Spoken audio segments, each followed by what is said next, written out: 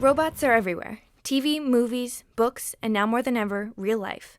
The MIT MERS group, Model-Based Embedded and Robotic Systems, is one lab trying to improve robots so they can independently interact with people. So the MERS group, which is headed up by Professor Brian Williams, is focused on developing what we call cognitive robots.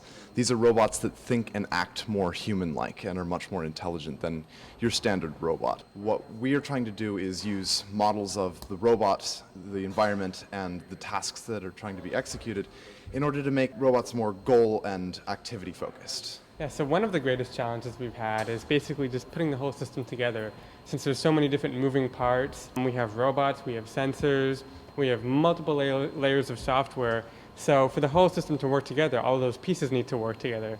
And it's hard to find bugs and all these different layers that are all moving around and interacting with each other. Baxter, a robot designed and built by Barrett Technology, weighs 165 pounds and costs $25,000.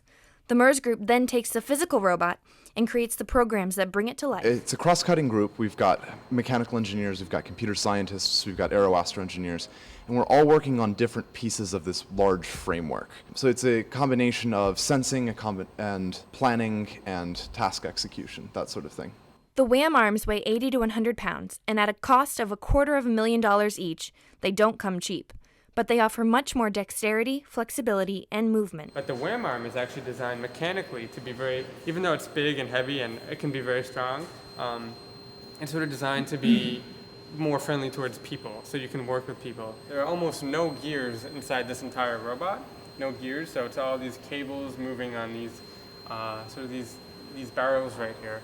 And the advantage to that is that there's very little backlash, and the system is very backdrivable, which is allowing me to do what I'm doing right now. Fiction and nonfiction authors express their concerns about developments in robotics. Some have more realistic concerns, like in Sherry Turkle's book Alone Together, which discusses the effects that advanced technology has on human interaction.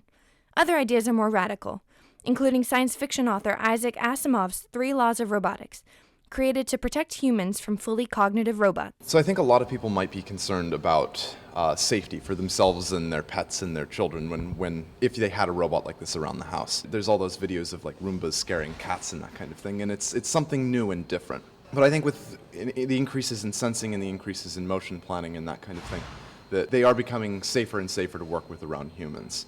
There's also the more sci-fi type concern that people would have, which is these robots becoming vastly more intelligent than ourselves, but I just don't think that's a realistic scenario. As for the future, the MERS group has many hopes for the potential of these robots. Once you get robots costing about the same as a car, maybe people will start to buy them for their homes.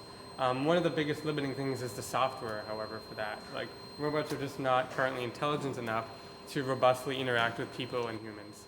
So that's one thing we're trying to, make a dent in here. We do research, so there's not really an end point to our stuff. There's always more things to do. There's always more knowledge to attempt to bring into the real world. On a particular project, we basically say, okay, we've demonstrated it, we've published a paper on it, we've talked at conferences about it. Okay, that's good. Now what can we do next?